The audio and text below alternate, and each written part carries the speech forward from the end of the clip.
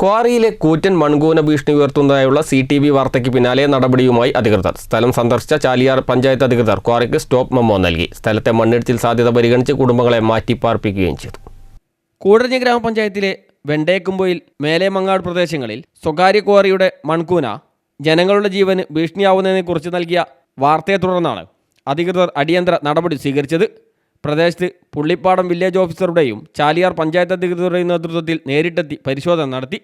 സ്ഥിതിഗതികൾ അതീവ ഗുരുതരമാണെന്ന് ബോധ്യപ്പെട്ടതിനെ തുടർന്ന് ചാലിയാർ ഗ്രാമപഞ്ചായത്ത് ക്വാറിയുടെ പ്രവർത്തനം നിർത്തിവെക്കാൻ സ്റ്റോപ്പ് മെമ്മോയും നൽകി.